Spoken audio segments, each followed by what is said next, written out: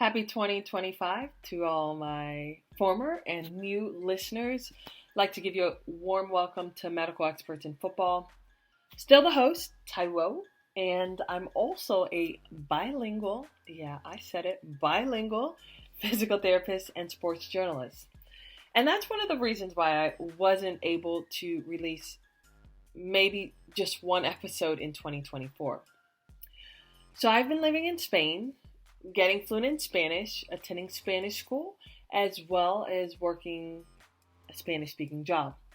So just imagine a lot of time has been dedicated to becoming fully fluent.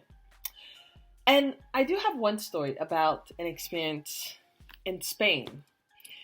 So I learned really quickly that a number of Europeans have this conception that Americans, they just don't know a whole lot about other countries and they only can speak one language, English. And the most that they know in Spanish is hola, gracias. And unfortunately, I did reinforce that stereotype for just a minute because I had a classmate who was new and she said, I'm from Belgica. And originally, I didn't know that Belgica in Spanish meant Belgium. And so I asked, where is that at? And, I started to ask, the girl, like, what countries are near it? And everyone is literally looking at me while I'm asking this girl this question. And I'm like, is everyone okay? I mean, what's going on? And so eventually, my professor smiles. And she's like, oh, Tai. Ella de Estados Unidos. Like in a way that's like, yep, the typical American who doesn't know where one of the most popular countries in Europe are. And so after that, I thought, you know what? Let me do my research while I was in class. And I checked and I saw that, oh, it's Belgium. And I was just like, afterwards, I told my class, I was like, look here. I know of Belgium. I just didn't know the Spanish word. So I need you guys to just relax and realize that I'm not the typical American. So with that being said, yes, I am bilingual in Spanish and English. All right, so that's my rant that not all Americans are only fluent in one language. And many of us know history in other countries, okay? Throwing that out there. All right, now for the more important things. My guest today, he is the head of physical therapist in the Belgian Division 1 Men's League. And prior to that, he was the Academy of Women's Medical Manager in the Scottish Premier League. And before that, he spent over 20 years in Qatar with Qatar Football Association, Aspetar and Aspire Academy, Development for Youth Sports. He has certainly been around, but he's back in the Kingdom of Belgium. In this episode, we talk a lot about some good stuff, the story behind where French fries originated, youth considerations in soccer, ACL injuries in female athlete. What has the research really been showing us? Some interesting rehab considerations that work hand in hand with injury reduction and much more. So here's doctor and physical therapist Oliver Materne. Sit back and enjoy the episode. And don't forget to give me your thoughts on the show. Well, we're going to hit the ground running. Normally, I try to warm up my guests, but today I really had some interesting things that I had in my mind about Belgium. So you are from Belgium, is that correct? Yes, What part? from the south of Belgium, Okay. from the south, So, the French part, uh-huh. because Belgium is split in within two parts about the language. So me, I'm from the south part, the French one, near Liège. I don't know if you know the city. Yes. So does that mean you speak Dutch, French, German, and English, or No, only no? French and English. French and English. Okay. Wow. So it's pretty divided because I was seeing that there's at least Dutch, German, French in Belgium. Is that correct? Yeah, a small part of Belgium speak German near the Mhm. German border, and then a big part of Belgium on north speak Dutch. I do want your honest opinion about this. As a child, did you buy into that story that French fries originated from Belgium? Yes, Yeah? yes, but I make What my did they own tell you investigation. at school? What was the story they told you? So I did my own investigation on that, and the word and the name French fries has nothing to do if the fries were coming from France or from Belgium, Mm-hmm. because the name French fries come from the slang language at the 19th century, when early 20th century, sorry, when in the First World War one, when the American and Canadian people came in the north of France and south of Belgium by the North Sea Mm-hmm. to fight the German, and they discovered this type of small fries cut in small pieces. And at that time, in end of the 19th century, in the cooking book of America, to French was meaning in slang language cut in small pieces. Mm-hmm. So French fries, the name of French fries cut from this slang language from American cooking book, where two French were cutting food in small slices, small pieces. So this Okay. is the real origin of why we say French fries. Is because the slang language from America in the late 19th century. But now, yeah, it seems that by the history, Mm-hmm. it seems that even in Belgium we have some trace of French fries from the 18th century, sorry. Mm-hmm. Um, it seems that a little bit before in French and the French Revolution, Mm-hmm. some people were eating kind of French fries on the bridge to celebrate the revolution. Okay. So they are, it seems that they are a little bit earlier than us. Well, what's the food of choice should I try if I'm in Belgium? Because I know there's other foods such as waffles. What do you have to offer an American like me? Mussels, mussels, Mussels. And what does that consist of? mussels with French fries. Oh, mussels and French fries? Yes. That's a very interesting combination. Any sauce? Is there sauce with it or? Yeah, yeah, you have with the mussels, you have a different type of sauce where the mussels are cooked, the traditional one, what we call marinière, Okay. and then there is some based on cream and garlic, and also another one based on white wine. Oh, now that sounds The fancy. three main one. All right. Well, haven't been to Belgium, but I'll make a note of that. Well, let's get right into a little bit about your journey. Certainly, I was obviously reading upon kind of your background. I saw two bachelors, two masters, and I was just like, maybe I'm gonna see two PhDs, but I only saw one PhD. One PhD was enough for you in youth soccer epidemiology. So first, I am very curious because it seems that youth soccer definitely has a spot in your heart, even though we are going to be talking a lot more about women's ACL injuries. But during your youth soccer days, was there an impactful moment that maybe drove you to kind of pursue that PhD in youth soccer? Yeah, when I start my career, I start more or less as a sports scientist in early 2000.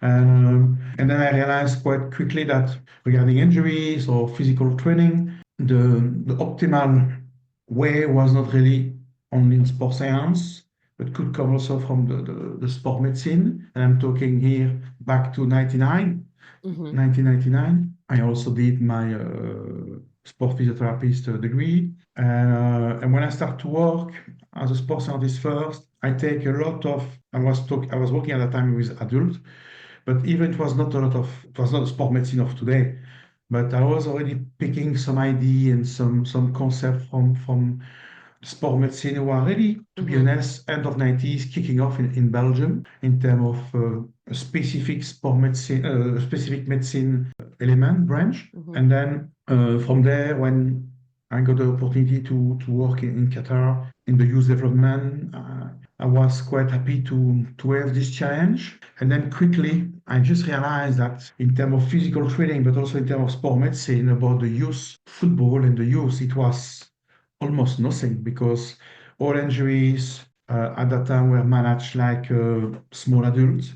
Nothing Mm-hmm. was specific or dedicated to the specificities of the immature skeleton, the growth, and the maturation. So around 2004, I really decided yeah, to have a big focus on that.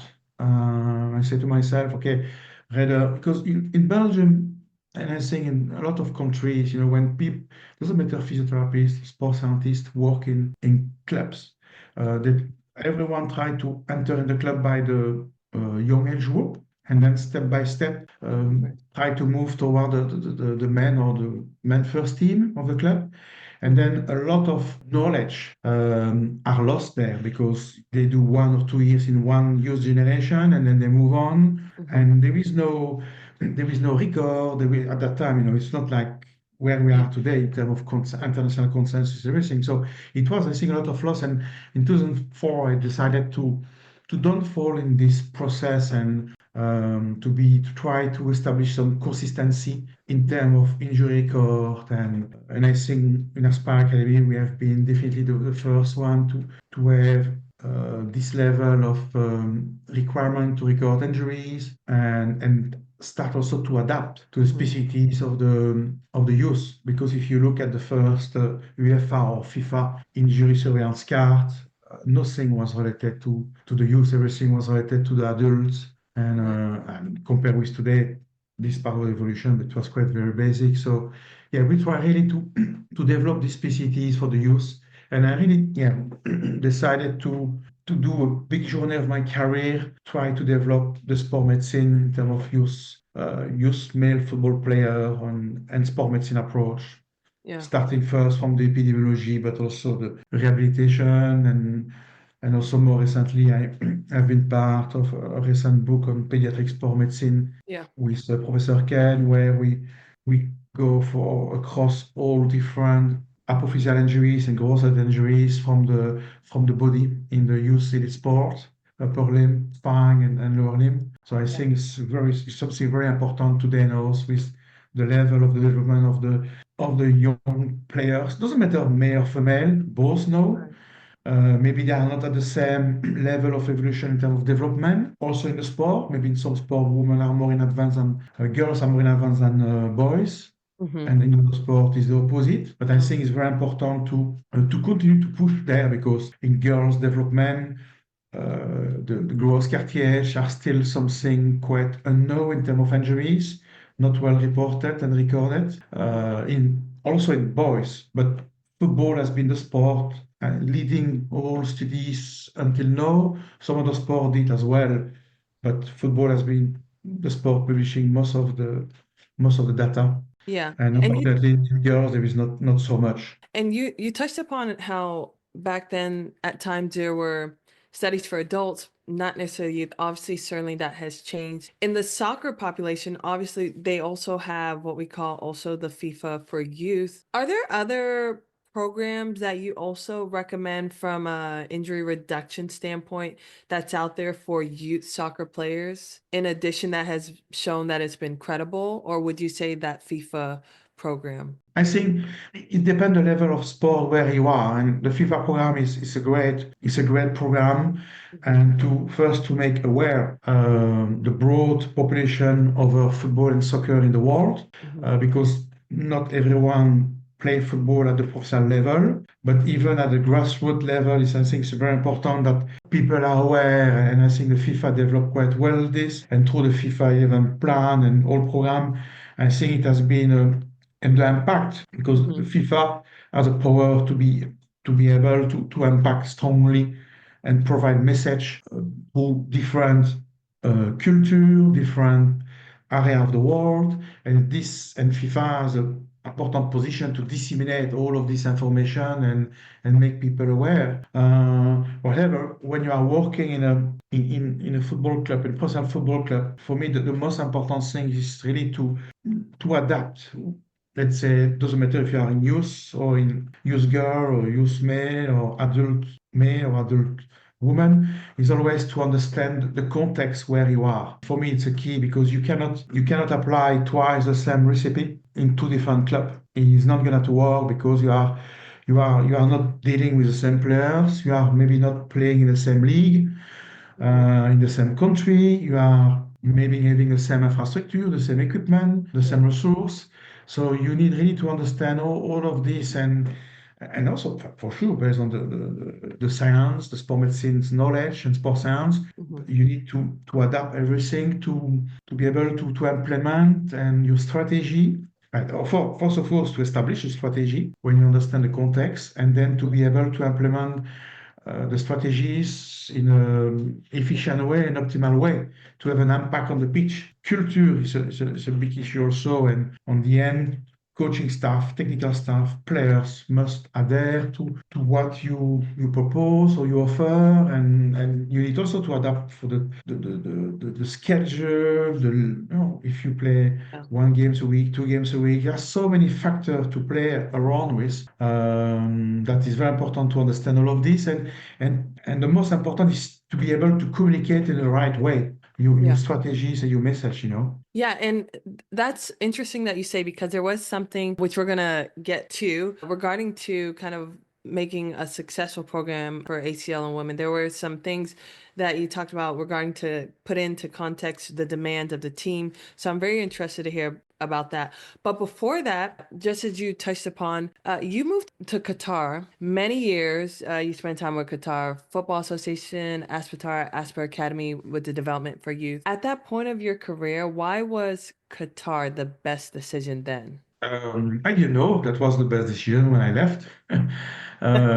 Because when I left Belgium to go in Qatar in 2001, nobody was talking about Qatar, and even the country at that time was still closed, so you cannot enter without a working visa. So when I went to Qatar, I even didn't get the chance to see what's going to be my working life there. So I just left Belgium blinded, and I trust the people who bring me there, and yes, it has been the way Yeah, to do it, and I have no regrets. It was a fantastic journey, a great adventure. yeah. But yeah, some people don't realize because now when you go to Qatar, there is a HR department, and people are quite well.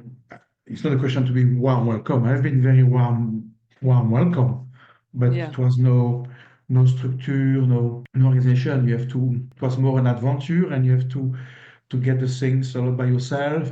But it was fantastic Yeah. adventure. And that was an adventure of 20 years that opened your eyes to something new. And then you later went on to serve as the manager for Glasgow Rangers FC, all the way in Scotland for the academy and the women's first team. At that point of your career, what had you left or learned from that experience in Qatar that you're able to now kind of bring forth in kind of that next step in Scotland? When you do 20 years in the Middle East and working with so you are in the Middle East, but you are working in football with different culture of football.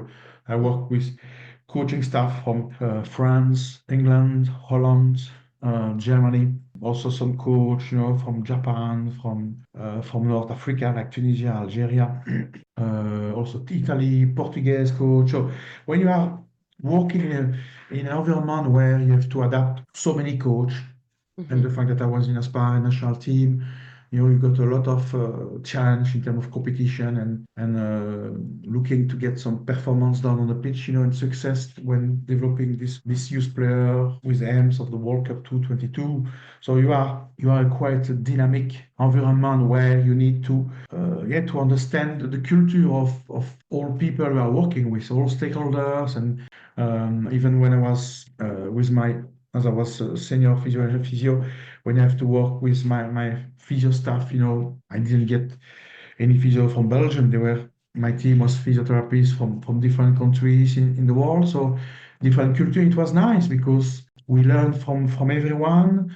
The clinical reasoning is not the same for everyone, and sometimes it doesn't matter if the clinical reasoning is right or wrong. The reasoning itself, it's important because sometimes you see some people who are reasoning clinically different way than you, and it also make you thinking when you're a little bit open happy to listen and happy to understand the different point of view. So this is the things where I think I have grown up. And when I moved to Scotland, I think it was one of my strengths, I see, to be able to adapt to the club and understand quite quickly the club needs for the academy of the boys, the girls, and the women, because these three parts of the club, the needs of these three different parts were not the same. So you need to understand really the specificities of each of them, and for that you need really to have quite an open mindset and able to make a kind of 360-degree. And that open mindset that you talk about, I completely kind of hear you. But it is interesting because to accept a role as a women's team medical service manager, what were major factors that made you decide on kind of taking that leap? Because it's a whole different population from men, from youth, it's completely separate. What presented itself that made you want to take upon that role at that time? Yeah, first of all, when I signed there, it was just for the boys' academy. And after 1 month or 1 month and a half, the management of the club asked me if I can take over as well the management of the girls' academy, the women's first team.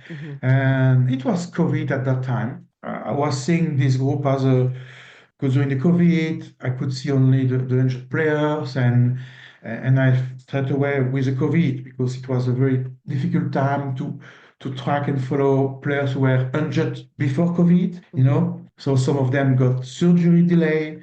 We can say in terms of injury management, it was quite a mess when the COVID showed up. So and I have to go in this mess and try to make it smooth and try to help and support all of these players, because some of them were at home in other countries, try to track them, advise them of what to do because they couldn't get treatment, rehabilitation, you know. So, and I think this has been the first things to make me closer to them. And when the club asked me to really take officially the role and to head the department and develop the women and academy girls like I developed the boys academy, I was really happy and proud they have asked me that, because I can see the discrepancy between the boys and the girls and the women, and I was feeling this quite unfair. But this part of many club development, and so I was really proud and happy that the club trusts me and give me this responsibility to do it. Okay. And I really enjoyed my journey there, because also the team, the first team players, were a mix of some women players with some good international experience, but let's say didn't get the chance of what no girls academy can provide in terms of development. And also with young women coming in the first team and the staff. I've been really inspired by them to understand their context. The women first team of Rangers, really this team teach me and learn me a lot of things and give me the vibe of the women team, that you need to make something, I don't want to say unique, but to make something really, to understand me quickly the context, the things, and to get the vibe and be able to move quite faster a little bit for the real needs. After, beside of that, when you got that, you know, when I start with them, when the COVID, when we were able to play a game again, within 1 month, we got 2 ACL, non-contact ACL on the pitch. So adding these 2 injuries within 13 days, it just also give you a big bell to say, oh, we should do something here, and we can. I don't want to accept that the 2 ACL non-contact within 30 days. So it gives you a big accelerator in your process, and then also the third thing I will say who really helped me. 20 years before, I was in a similar situation with a youth male development, where it was no knowledge, where we were starting from nothing about growth-related injuries, not too much epidemiologies in terms of the injury incidents and everything. So in women, 3-4 years ago, around COVID, for me, we're almost at the same stage like the youth male development in early 2000 in terms of knowledge, sport medicine, sport science knowledge. So for me, it has been also I don't want to say easier, but I knew how to proceed to deal with a context and an environment where there is not a lot of sports science and sport medicine information. And adding my experience of 20 years of clinician in football, Yeah. uh, this has also been quite helpful to move on, you know. Yeah, and what's your experience? You talked about how the experience working with these female athletes also helped you learn quickly. Are there some things that you made sure to pick up on early, particularly working with that given population? No, dealing with a woman football team is totally different than a men football team. For men and women are different. So and they at the start I will say a little bit timid. Mhm. You know, because You're walking into a different territory. That's yes, what yes.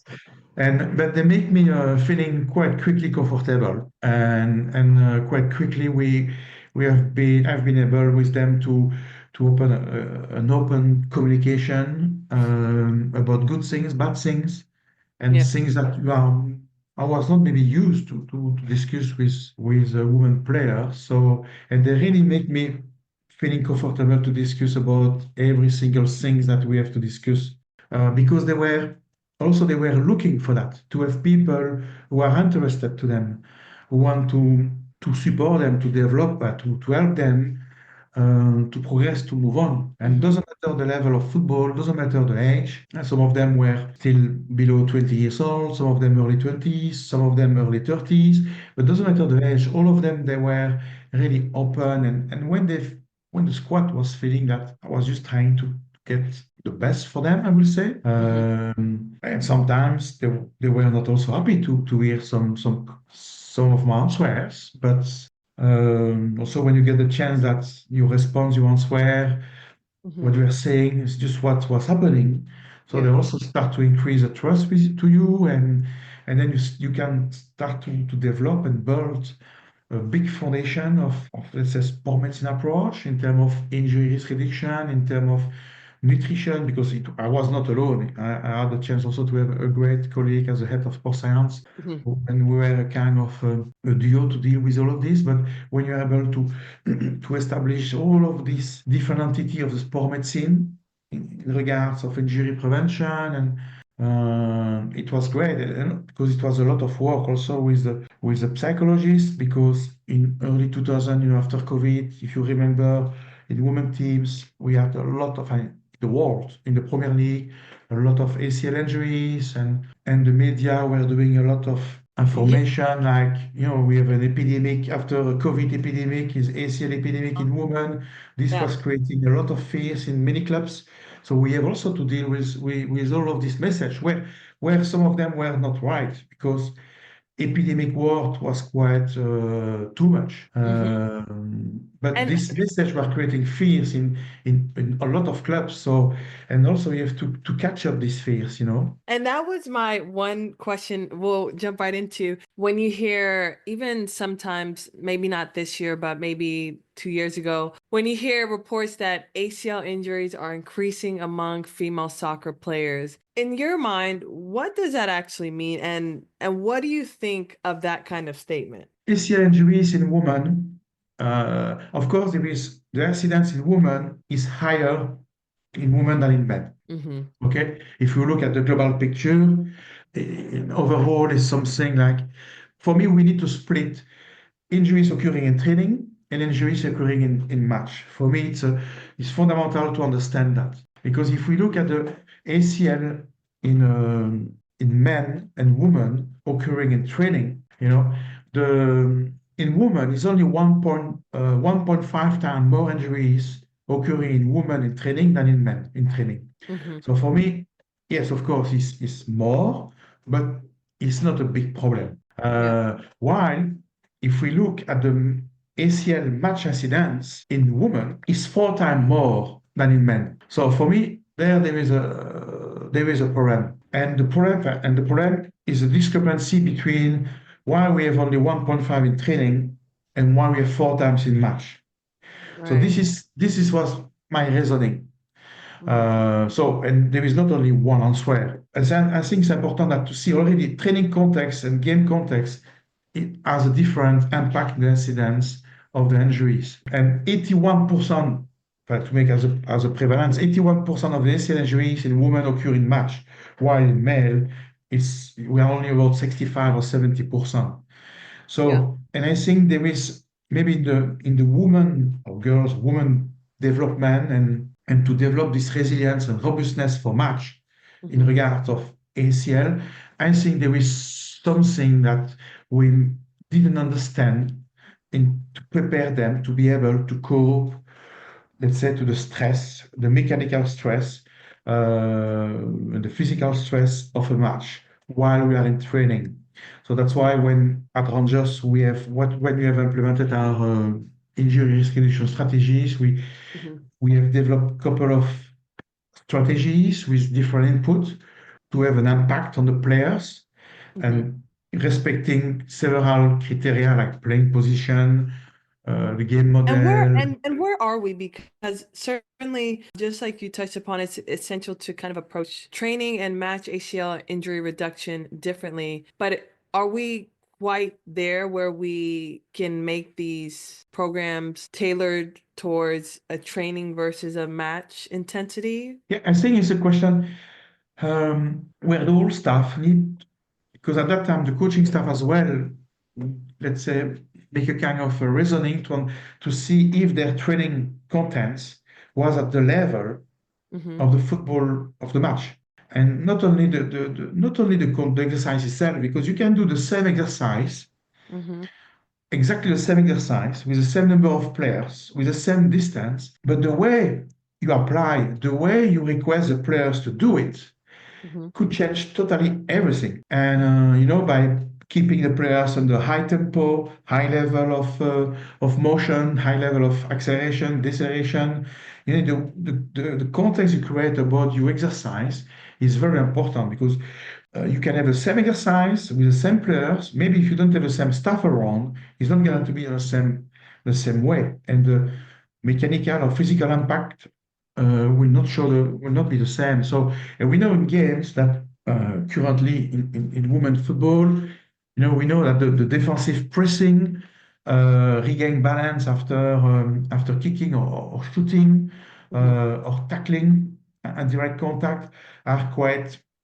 the most important mechanism in terms of ACL injuries in non-contact and direct contact. So then, Aspire from these recent studies has been done in 2021 or 22, but also looking at the mechanism of your ACL in your own club, because we got two when I start to be there. And if you understand the game model of the club, what the coach are expecting from the players for his match, and then based on the different position, and then on the side with the different specificities of the players, because each player are not the same. So you can really start to individualize exercise on the field, and within and this we can discuss a little bit later, but within different type of context, with mechanical perturbation, like external mechanical perturbation, or decision making, or cognition perturbation, and you can play with a lot of different things, or reduce the time to have the decision making, to put the player under pressure to decide where to move, and create this type of environment with specific exercise based on the playing position. Because you can maybe have two winger or two center back. Even they are playing in the same position, they may not move in the same way. And when you start to know the player, let's say with maybe some specific musculoskeletal or functional assessment, like single leg jump or single leg drop jump, but also the movement pattern of the player on the pitch. And you start to understand and try to match the both. Sometimes you don't need always pure objective data. I think listening to some coach with some experience, watching the players, looking at the movement pattern of some players on the pitch, plus knowing some intrinsic factor from functional assessment like single leg jump or or drop jump or strength capacities, the strength to absorb landing, the capacity, sorry, to absorb landing, the capacity to take off, all of this, when you start to bring everything together and be able to analyze based on the player, and I think you can really reduce the risk of ACL injuries in Yeah. women. Now, there's no real screening tests available to predict these ACL injuries. And I saw something interesting kind of in your study. It talked about obviously there are still intrinsic and extrinsic factors, and you touched upon how there's also this component considering the models of kind of the team regarding to these sports injuries, but also kind of that creation of individualized match specific program. In my mind, how did you come to see that these were factors? Yes, the intrinsic, extrinsic factors, which I'd love if you touch base just real quick, kind of so our audience knows kind of what those factors are. Also, I'm curious what deemed that you realize that, wow, like it's more than just these factors. It's also kind of the style of the team, what is required of these athletes within that context.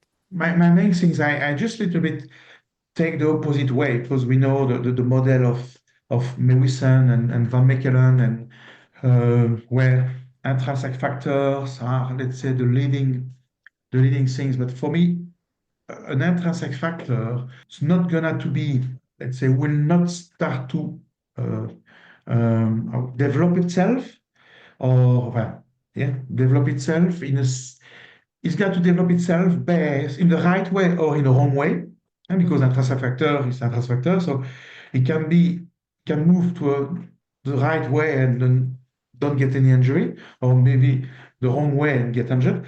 But all of this for me is a context who make this intrinsic factor. If you understand the context, then you, at the first level, and the context, what is it? Is the league on which one you play?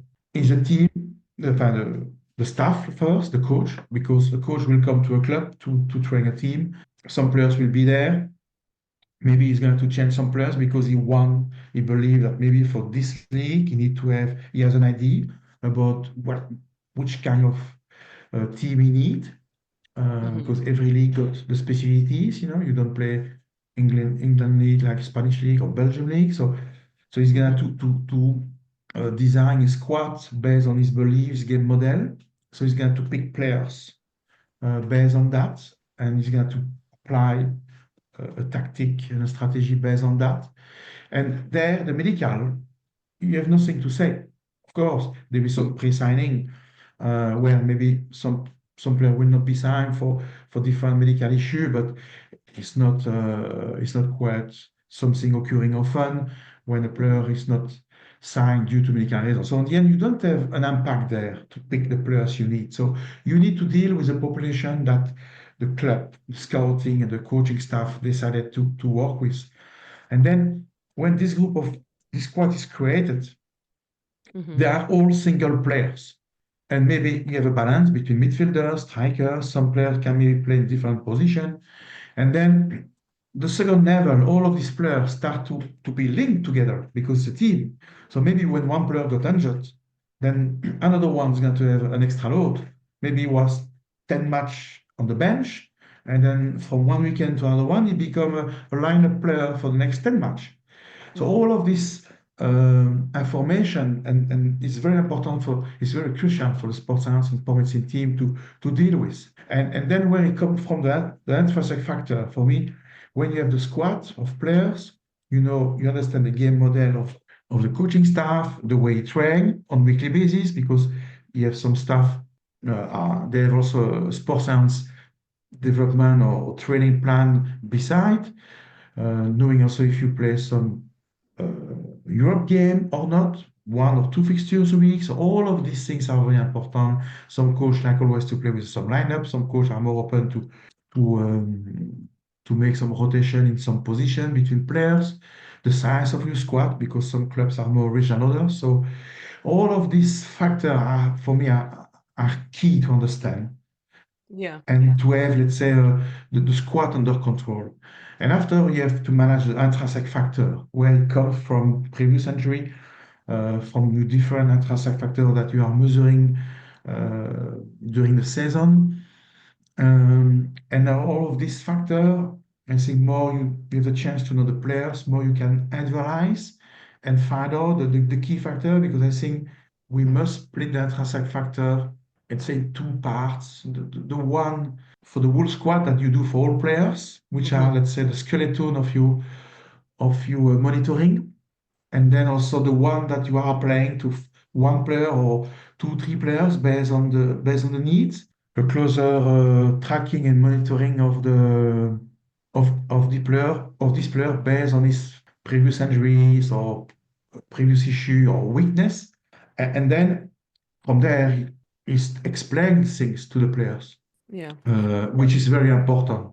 And everything you talked about, it sounds very, very logical regarding to that creation of that individualized match specific program for each position. But hearing you, I hear all of these variables. A player gets injured, then maybe another player has to then, make up for maybe that player being gone, because then there's going to be a different player, or the coach could decide on a different style. When you're first thinking about this creation of an individualized program based on each position, what do you try to first put in your mind so that you're not overwhelmed with all of these variables that are really changing day by day? Yeah.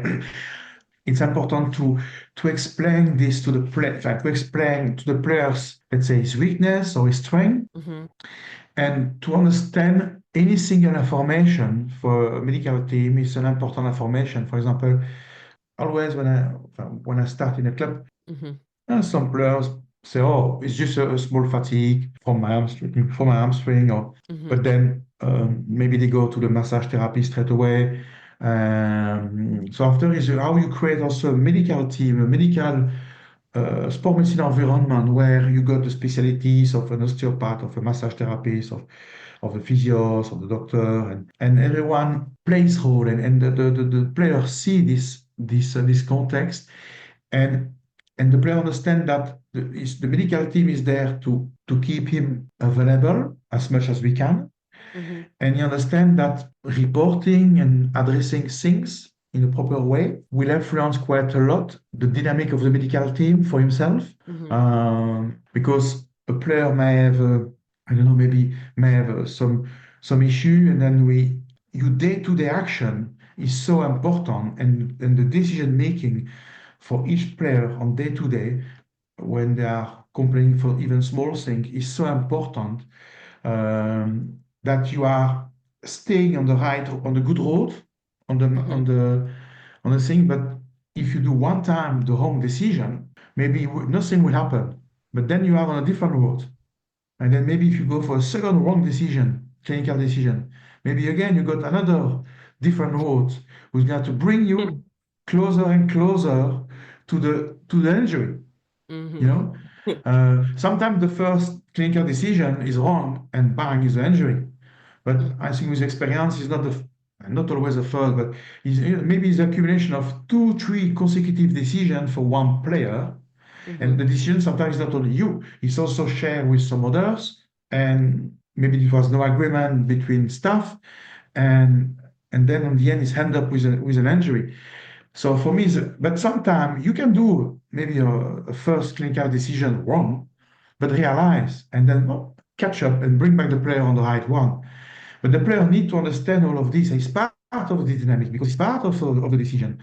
So, and for me, it's very important to understand this dynamic, because it's not only to say, "Oh, today I decide this, you don't train." No, no, it's different. It's much more complex. You may train, but if you train, we need to do that and that and that after, and not believe that after one decision is done. No, no, you need to keep going. Maybe some tracking, some monitoring, or some not even objectively. Sometimes only watching, listening to coach feedback. There's so many things to be balanced between the subjective and objective part in Mm-hmm. sport, in football, but also in different collective sport. That is very important. That's why the communication between staff is so important, and understand the context. And Because it if you work also, as a medical team and you ignore totally the football problems of the coach, I think you are already missing a big part of the picture of your squad. Yeah. And from what you talked about, I want to kind of circle back to what makes kind of a successful kind of that ACL program. And there was something though that it seemed pretty evident based off of kind of the data, was that with those ACL injuries, perturbation training, and you listed out a number of different type of perturbation training. You talked about external mechanical feedback, unpredictable external cognitive perturbation, about 5 different ways to incorporate perturbation training. How essential is adding that variety of perturbation training regarding to changes in the visual, cognitive, giving that visual stimuli for an athlete when they're kind of rehabbing from that ACL injury? But it's not only for rehabbing, it's already in terms of injury prevention. You know, of course, for rehabbing as well, it's quite important to bring back confidence at some stage because you can do perturbation, cognitive perturbation, or mechanical perturbation at different stage of the ACL injury rehabilitation. But also in terms of injuries reduction, you can do that as exercise, let's say more related to the gym work in the gym, and more related to the strength aspect or neuromuscular strengthening. But also you can do all of these type of methods on the pitch with ball and more in football context. And then you can even do a mix of both. And for me, always put the player in to disturb the balance, the equilibrium of the players. And for me, it's an important aspect in football and to develop the capacity of the player to always to be able to counterbalance and get this equilibrium stable, and I'm someone who really I don't like rigid exercise, even in terms of repetition, in terms of repetition and even type of exercise. I like to bring the chaos in a lot of them. And sometimes they are disturbed, but I like there are some stages of rehabilitation you cannot do that. But as soon as I can, but in terms of injury risk reduction, for example, something is, and here we are not even talking about it's a kind of perturbation, but something that's I found out when I start to work with a woman, scanning. Scanning is very important for football players. The capacity to scan. And what do you mean when you say scanning? The ability of a player to scan to scan the field, or the environment. Which player come next close to him and which one move where is the ball. Or watching if someone's coming behind you, or when you receive the ball, where to go for the next pass. Be always one step in front. For me, it's a very important issue in terms of injuries reduction. To anticipate that, to have the ability to anticipate motion, movement, and decision making. Less you scan, less you are, less you, more you increase. Then yes, more you reduce your capacity to have the right decision making. So, and the ability to scan quickly, because football, and particularly at the moment, the women football speed is quite increasing quite fast over the last 2 3 years. We can see the difference over the last 2 World Cup, how the women game has evolved. And it's a simple thing, scanning, but also in rehabilitation or injury risk reduction approach, with my experience, I found that scanning is quite something forget quite often. Absolutely. I mean, I never thought about that in rehab. I think of obviously the perturbations, different things like that, but that is very interesting. How do you incorporate scanning within the rehab for your players? But again, by playing position, because the scanning for a center back is not the same as a scanning for a striker. So it's again, put the player in kind of circumstance, and then next to this circumstance of exercise, ask him or request him by some additional stimuli to stimulate a scan and a move of the head to get the right decision or let's say the best decision as quick as possible. and Mm-hmm. then you create a context of exercise where the time to act must be the action must be done within a certain time. Mm-hmm. Like that, she has to hire up because it's always the question to put, let's say, the mental stress and the decision making quickness, speed as quick as possible. So you need to create this. So it's often exercise that you do with two, three different players Mm-hmm. with ball, and then external stimuli to watch or to listen. But yeah, it's quite fancy exercise or fun exercise.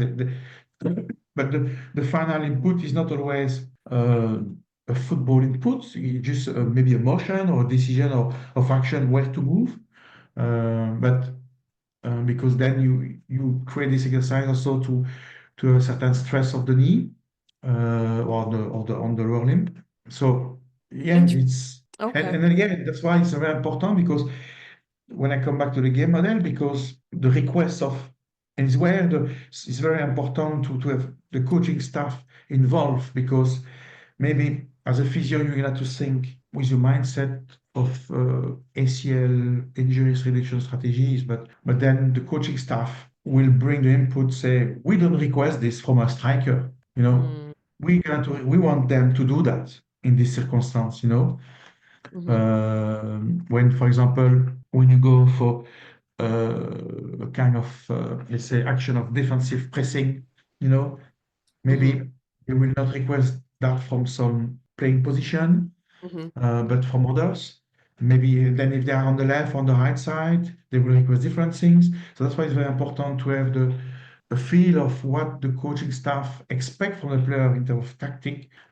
Because if you do an exercise that the players will and put the context of exercise where the player will not be, let's say, requested by the game Yeah. model of the coaching staff, then was a point also. So, but everything should be balanced. But that's why it's very important to involve the coaching staff. I never did, and I will never do this type of input or exercise without the involvement of the coaching staff because they play a key role there.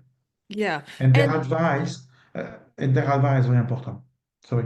And my question goes to, so you mentioned how certainly the coaches, the team, they have their style of play, and these footballers typically they're really asked to fit into these models. Now, based off of obviously the equipment that you have to assess kind of how players are responding with the system that they're in. At times, have there been instances as a medical provider where you've had to possibly just intervene as a clinician to provide maybe some insights to the coach that maybe this player is not quite yet fit to do the job that they're requesting, or does that commonly not happen? Again, it depend the injury they are coming from, if they were injured, because the process of return to training, return to play is Right. very dependent on the type of injuries and also sometimes, unfortunately, some injuries are not evolving in the right way always, and some of them take more time to be back to perform. But of course, there is always a moment between the return to play. There is also a time before to be at the level of the return to perform.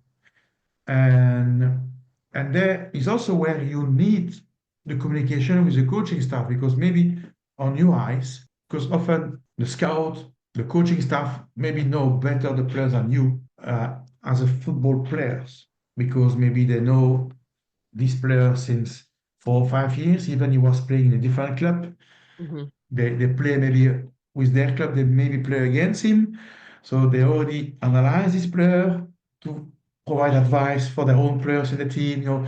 So it's interesting to see how coaching staff knows today well the players, even the players from the opponent, for the opposition team. Hmm. So when you have a players in your squad and return to train, return to play, a lot of coaching staff are able to tell you without any numbers, without anything. Oh, he's not yet there. Even the GPS data maybe looks great. There are things that coaching staff, and scouts they can see. Oh, he still don't have this spontaneity to do something.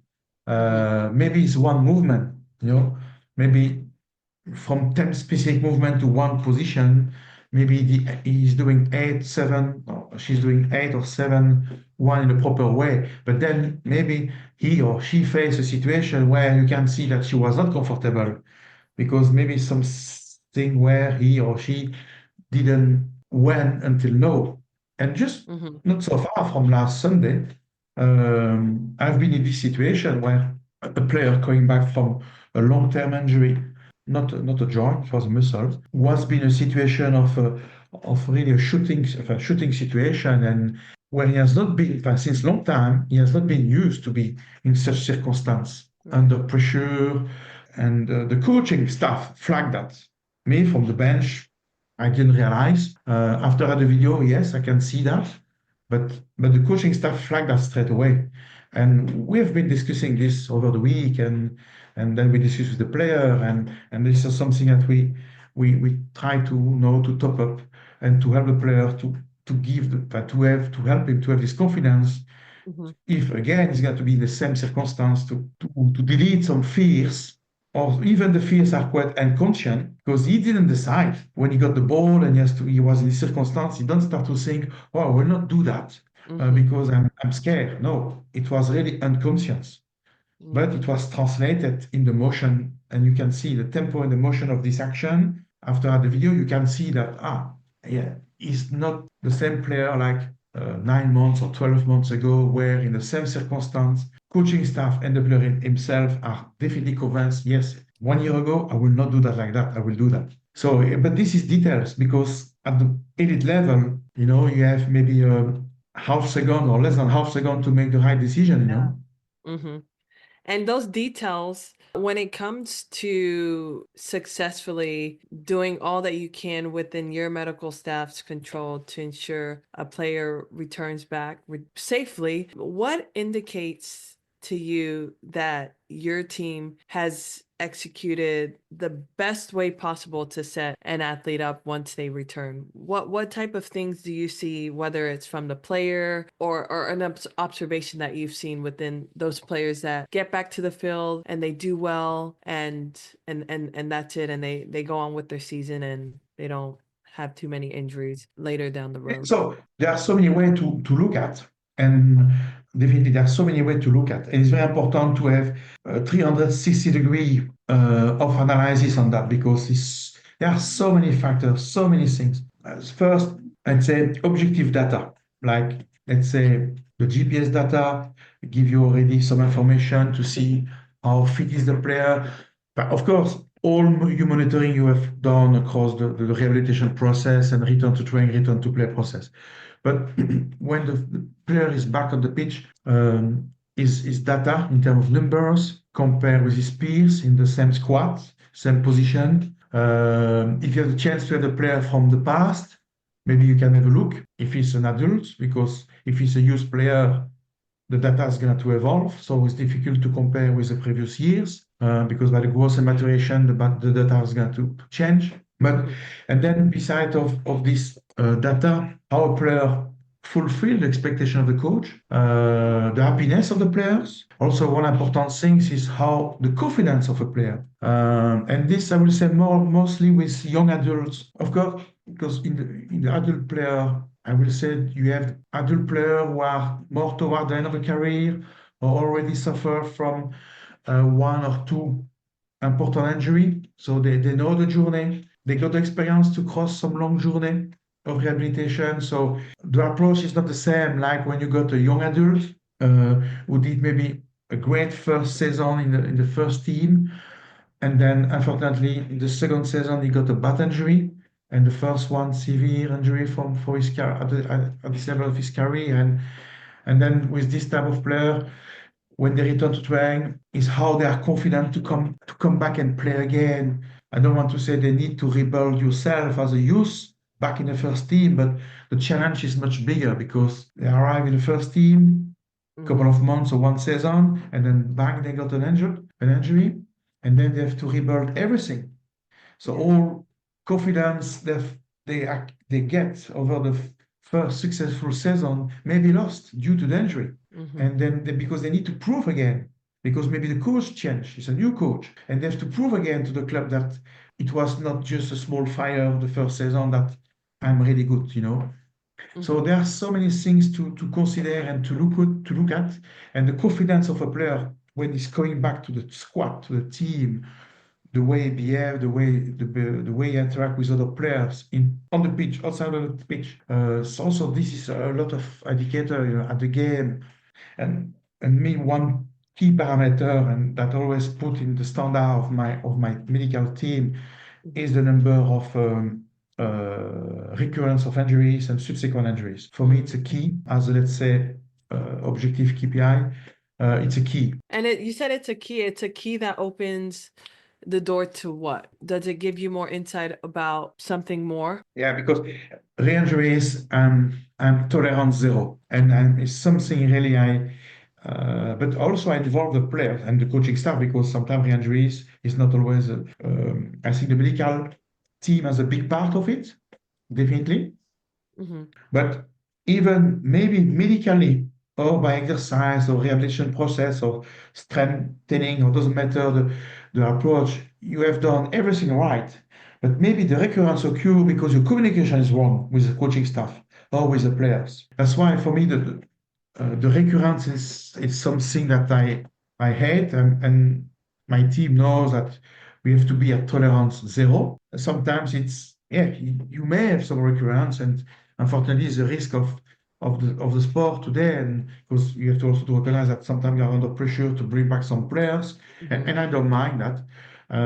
Is part of the job, and I think it's also part of what fit me to work in this environment is this challenge without taking this stupid risk, because you have always risk in any return to train, any return to play, but you need to balance the risk, and as soon you think that you are controlling all risk factors or all factors that may increase the risk more than you cut off, then I feel comfortable to move on. And yeah, over the last 15, 17 years, I think I've got only one recurrence injury, one subsequent injury. And yes, we have done some return to train, return to play quite sharp, but that's why in my injury record, I'm also very sharp. Every time loss and no time loss records are recording, because I think it's from where the quality of your reasoning starts, that you are recording any single musculoskeletal complaint from your squad, from your players,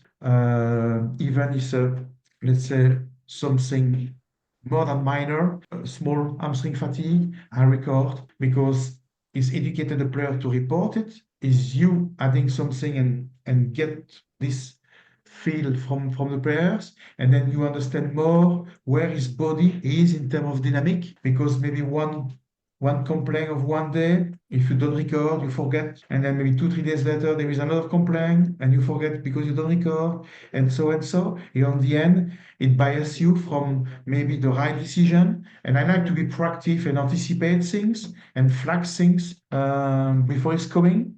And for me, the recording it's a key. Yeah. And to final it off, because obviously you are an experienced clinician, but you are still so keen in picking up on these small details. What would you say has been the biggest difference between, obviously we're all going to make mistakes, but between clinicians that are able to get these athletes in the best position possible versus ones that continually miss these repeated patterns? What are some skills? It's certainly having an attention to detail, but what else has helped you? Yeah, attention to details is a key. You know, even the coaching staff today, they cannot win a game without look at the details, because a match result it's details. You know, it's a moment to understand. For the coaching staff has to pass the moment to the players to make the players are sure to understand when is the key moment of the match, maybe to score a goal or to change the match, to change the game.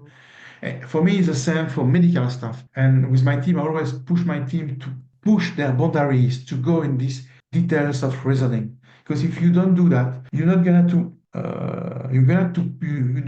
to put your decision-making level at the level of details to match on the end the pitch requirements. Because I will feel very uncomfortable if I have to sit on a bench And I have 11 players on the pitch, doesn't matter woman or man. And that I don't know that we have not been in details over the last week from the last game. Yeah. And it doesn't matter if it's not me, because it's also the way you work with your team, medical team, because Right. you cannot do everything alone. So we have some of your staff in the field rehab, maybe the massage therapy, the osteopath. It's how you get the message of everyone, and then you are able to transfer that into reasoning, and then let the match happening with, let's say, a kind of high level of risk under control Mm-hmm. and a low level of risk not under control. And this is the things, on weekly basis. When you play on a game on weekly basis, is where how you move from match to match, and you have always 1 week journey.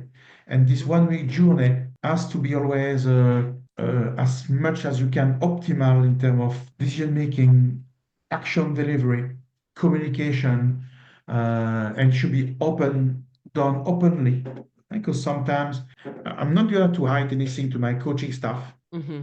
If I'm if I'm facing if you're facing a small problem with a player, and Mm-hmm. I'm going to be honest with them, and even they will not be happy, or we discuss what is the best, because sometimes the best solution doesn't come only from me. I bring an information, we got a discussion, and from discussion, maybe the best discussion come from, because maybe someone will say something, will provide an idea, and we need to always to look at all of these options to have the final one and the best one.